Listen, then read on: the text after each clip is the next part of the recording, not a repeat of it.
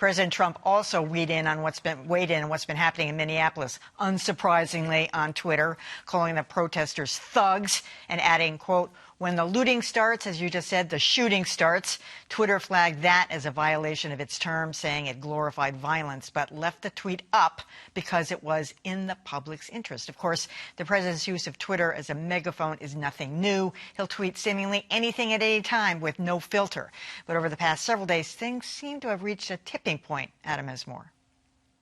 Back in the day, then candidate Donald Trump and MSNBC host Joe Scarborough were downright chummy. I'm never getting out. All right.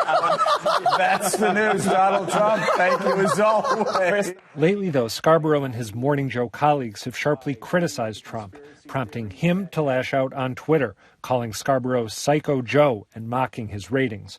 But recently, Trump went further, suggesting that 2 decades ago, Scarborough, then a Republican congressman, murdered intern Lori Klasutis. Trump tweeted that NBC's parent company should open up a long overdue Florida cold case against Psycho Joe Scarborough. Take a moment to digest that. The sitting president is insinuating a journalist is responsible for murder. In fact, as multiple news outlets have noted, Klasutis had a heart condition and died after fainting.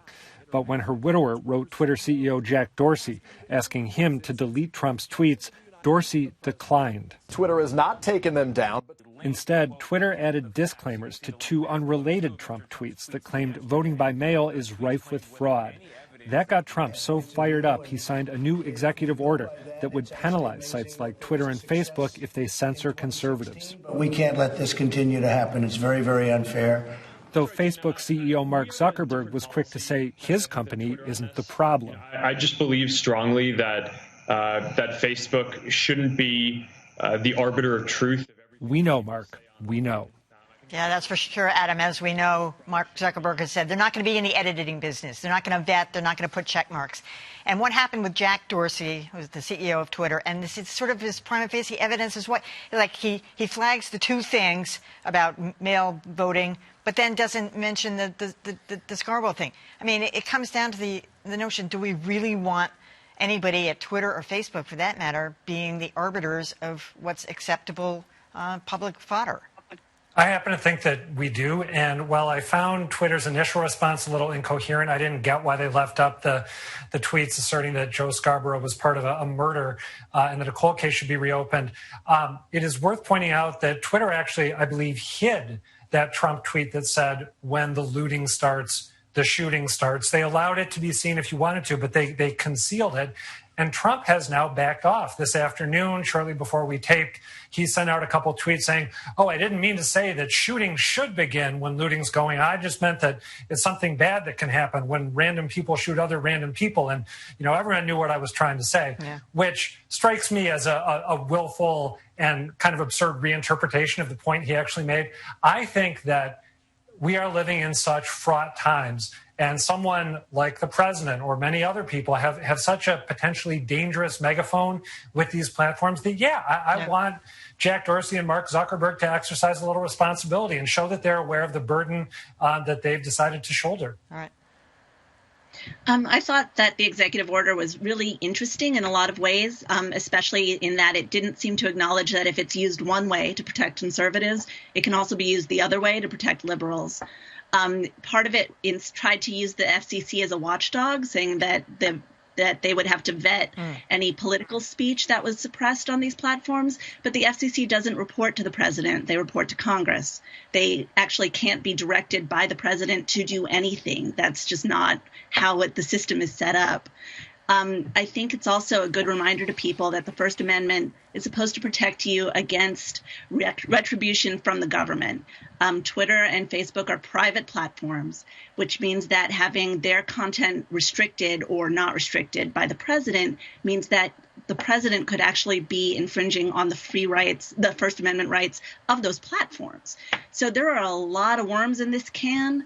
I kind of think that it's a bit of a kind of political chess game, and I wonder what the next move is going to be. I think it's in Twitter's court. It would be interesting if they started, deactivating accounts that were dormant or getting rid of bot accounts and seeing what that does to people's Twitter follower levels. I mean, I kind of feel like we're just watching this play out now, and it's kind of out of our hands. You know, I agree with Lila on the FCC's role. I mean, the president has asked the FCC to be his speech police, and I think that was absurd. And I don't think he's really thinking that anyone is going to respond to that or that it's going to go anywhere. What he wants, I think, once again, and it's so predictable, is he wants a fight. He wants a fight. He also tweeted about Twitter. He's trying to needle his base. He's got an uncanny ability to do it, to needle his enemies, whether it's Joe Scarborough or the cultural elite in the tech companies. His base will see it as he is standing up to the bad guys that are the elites. And I see what Trump is doing as nothing but that. Having said that, I believe that the price of free speech is we do not in any way, and Twitter should not censor the president. It should not take down his account. His words still carry the weight of the office. They are important, whether you agree with them, whether you hate him, whether you find him to be a despicable demagogue or not. I don't think that he should either also be in any way censored, because I think that's just the start of a slippery slope. Where does that go? And I also find it curious that the one thing that Twitter came out and censored was, I think, is a somewhat debatable issue, and not fraud in mail-in voting, but whether it's going to be effective and can be carried out in a workable way. Okay. And I think the big problem with what Twitter is doing is how do you decide what it is that you need to flag or take down or censor, however you want to word it. It's as we pointed out already, there are other things that were far more egregious that the president had said, and Twitter has left it up. And so now you're picking and choosing which thing should be fact checked. I think it sounds good. You know, if you don't like what the president has been doing in terms of using Twitter to get his message out there or to pick a fight, I think this sounds really good. But from a practical level, I don't think it can work. It simply can't. And then all of a sudden, you're fact checking Republicans and not Democrats, and it becomes a bigger issue. Perhaps Twitter is trying to push this a little bit to see how much they can do and what they can get away with. But I don't think it will go anywhere. I'm with you, Dan. I think you're totally right that you need a consistent logic that is applied consistently across the board.